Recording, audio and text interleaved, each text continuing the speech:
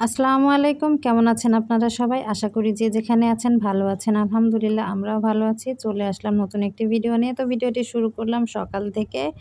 তো আজকে সকালে ঘুম থেকে উঠে দেখি গ্যাস নাই, লাইনের গ্যাসও নাই আর আমার সিলিন্ডারও শেষ হয়ে গেছে। তো সকালে নাস্তা করব, নাস্তাও নাই। বাসায় তো ভাবলাম আজকে ফারহানের যেহেতু একটা স্পেশাল দিন তো এজন্য আজকে বাইরে চলে আসলাম খেতে।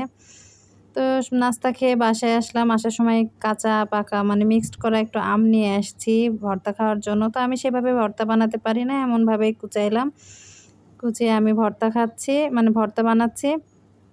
তো এখানে আমি লবণ আর মরিচের গুঁড়া দিয়েছি শুধু। আর মানে যে পাকা আমগুলো একটু হালকা মিষ্টি, মিষ্টি আছে এজন্য আর চিনি মিক্সড করলাম না। আর আমার একটু টকি খেতে ইচ্ছে করছিল। এজন্য আর আমি চিনি দিই নাই। তো এখন আমি আম ভর্তা খাবো আর আমি আম ভর্তা আমার ছেলেকে দিব না। আমার ছেলে হঠাৎ করে বাসায় আসার পরই একটু অসুস্থ হয়ে গেছে। মানে গরম, প্রচণ্ড গরমে আমার ছেলে গরম লেগে গেছে। তো হালকা রাত্রে থেকে একটু অসুস্থ, অসুস্থ ভাব ছিল। কিন্তু বাইরে রৌদ্রের মধ্যে গিয়ে আরো বেশি অসুস্থ হয়ে গেছে। আর সকালে প্রচণ্ড রোদ ছিল। তো আমার ছেলের আজকে জন্মদিন। আমার ছেলের জন্মদিনটাই পুরা মাটি হয়ে গেল। আর কি বলবো আমার ছেলের এই জন্মদিনের দিন অসুস্থ হওয়াতে আমার ৫ বছর আগের স্মৃতিগুলো মনে পড়ে গেল। যে আমার ছেলে মানে ৫ বছর বলতে ৪ বছর আগের আমার ছেলে তো এখন ৫ বছরে পড়লো আজকে। তো আমার ছেলে ৫ বছর মানে আমার ছেলে যখন হয় তখন অনেক অসুস্থ ছিল। যেদিন হইছে সেদিনেও অসুস্থ ছিল। তো পুরোনো দিনের কথা আজকে মনে হয়ে গেল যে আমার ছেলে আজকের দিনে সে সময় অনেক অসুস্থ ছিল, আবার আজকে হঠাৎ অসুস্থ হয়ে গেল। মার মন তো একটু খারাপ লাগবে, এটা স্বাভাবিক। আর এই যে আকাশের অবস্থা একটু মেঘ, মেঘ আজকে। তো প্রচণ্ড মেঘ হইছে। তো আমি এখনো রান্নাবান্না কিছু করি নাই। দুপুরের কোনো কিছু করতে ভালো লাগছে না। তারপরে তো খেতে হবে। ছেলে যতই অসুস্থ হোক রান্না তো করতেই হবে। তো রান্না করব। তো একটু পরে রান্না করব। তো এই তো দেখেন আমার ছেলে অসুস্থ তো এজন্য ঘুমায় গেছে। মানে ও টাইমের ভেতরে ঘুমায় কিন্তু আজকে টাইম ছাড়াই ঘুমায় গেছে। কারণ ও অসুস্থ হলে আমার ভালো লাগে না। আমাদের কারোরই ভালো লাগে না। আর আমার কেন বলছে আমার ছেলে ৪ বছর মানে আগেকার কথা, আমার ছেলে যখন হয় তখন অনেক অসুস্থ ছিল। আমার ছেলে ৩ দিন আইসিইউর মধ্যে ছিল। তো আল্লাহর রহমতে আমার ছেলে ৩ দিন আইসিইউর মধ্যে থাকার পরে সুস্থ হয়ে বের হইছে। তারপরে আবার অসুস্থ হয়ে গেছিল। পরের দিনে আবার ওকে ঢাকা শিশু হসপিটালে ভর্তি করা হয়েছিল। ভর্তি করে আরও ১২ দিন হসপিটালে ছিল, এনআইসিইউতে ছিল। তো ওর বাবা ওকে রাত্রে একটা গিফট এনে দিছে, এই যে একটা ট্রেন এনে দিছে। আর এবার ওর জন্মদিনটা সেভাবে করছি না, কারণ সামনে ঈদ, বাড়িতে যাব।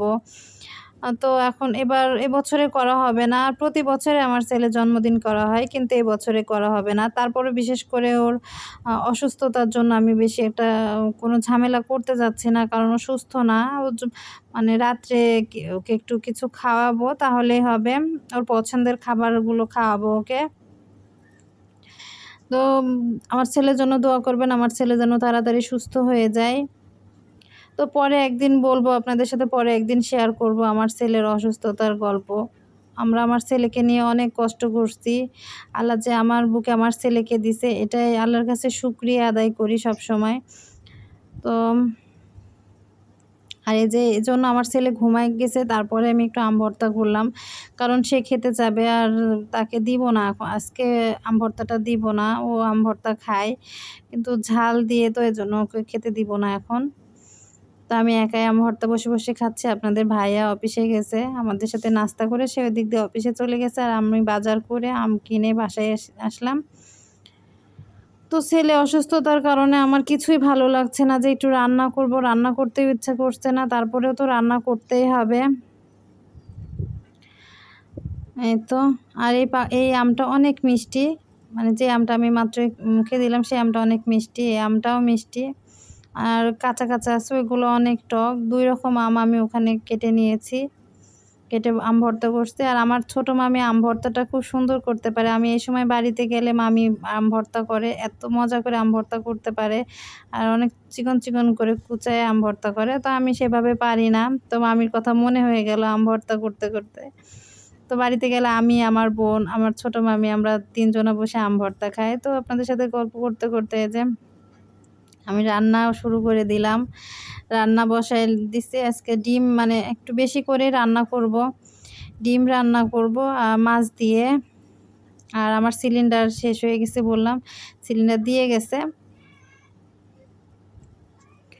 তো ডিম রান্না করব মাছ দিয়ে, আর মাছ, আলু, ঢেঁড়স আর ডিম একসাথেই রান্না করব আমার ছেলের জন্য। আমার ছেলে ওই মাছ খেতে পারে না, যে মাছটা আমি রান্না করছি।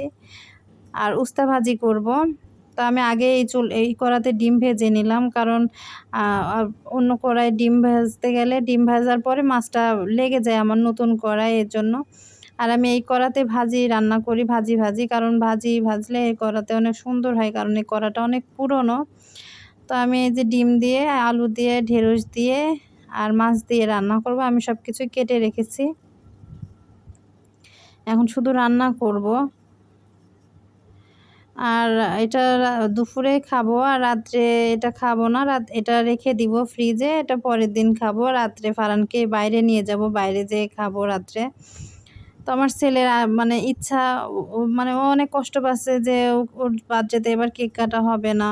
তো আমি ওকে বলছি, সমস্যা নাই, তোমার সুস্থ হও, তোমার কেক কাটা হবে। পুরো মাসটাই তোমার জন্মদিনের মাস, তুমি মন খারাপ করো না। মাস তো আর বেশি নাই, আর 4টা দিন আছে, যেহেতু এটা 31শে মাস।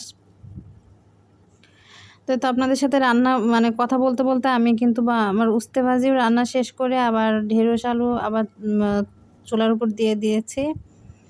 তো আমি এই যে এভাবেই রান্না করলাম। আমার রান্নাটা কেমন হয়েছে অবশ্যই কমেন্টে জানাবেন।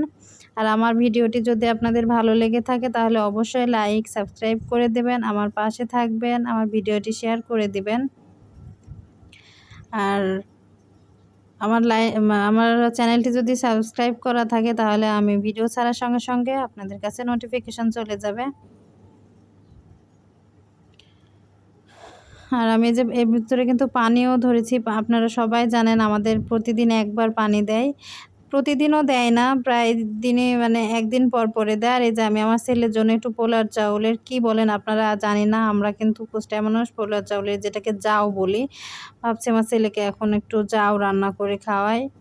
ওকে এখন ঝোল তরকারি কিছু দিব না, রাত্রে একবারে একটু ভালো খেতে দিব, কারণ ও যেহেতু অসুস্থ। তো আপনার ভাইয়াও চলে আসছে এর মধ্যে, এসে যে ভাত খেয়েছে, ভাত খেয়ে কাঁঠাল খাচ্ছে। কাঁঠাল আপনাদের সাথে তো শেয়ার করছে, আমাদের একটা কাকা কাঁঠাল আম দিয়েছে, তো কাঁঠালটা পেকে গেছে। তো কাঁঠালটা আপনাদের ভাইয়া ভাঙলো, ভেঙে পাউরুটি আর লেবু আর কাঁঠাল দিয়ে খাবে। তো আমিও বললাম যে তুমি একটু বেশি করে নাও, আমিও একটু খাবো। আর আপনাদের ভাইয়া দেখেন কাঁঠাল কিন্তু পছন্দ করে না, কিন্তু আমি ওকে কখনো দেখি না কাঁঠাল খেতে সেভাবে। তো এবারই কাঁঠাল খাচ্ছে। আর আমরা হচ্ছে চলে আসলাম রাত্রে, এটা হচ্ছে ভোজন বাড়ি রেস্টুরেন্ট মানে হোটেল। তো এখানে সব ধরনের কাচ্চি, বিরিয়ানি এগুলো পাওয়া যায়। আর আমার ছেলের পছন্দের জিনিস হচ্ছে এই যে গ্রিল আর নান। সে কিন্তু আমাদের আগেই বাসা থেকে বের হওয়ার সময় বলছে যে আম্মু তুমি কিন্তু আমাদের গ্রিল আর নান খাওয়াবা, এটা আমাদের 13 নম্বরেই। তো এখানকার খাবারগুলো অনেক মজার, আপনারা অবশ্যই এখানে যে খাবারগুলো ট্রাই করে দেখতে পারেন। দেখেন আমার ছেলে কিন্তু অনেক মানে অনেক না, একটু চঞ্চল, কিন্তু আজকে ওর শরীরটা ওর ভালো না, এই জন্য এমন চুপচাপ বসে আছে।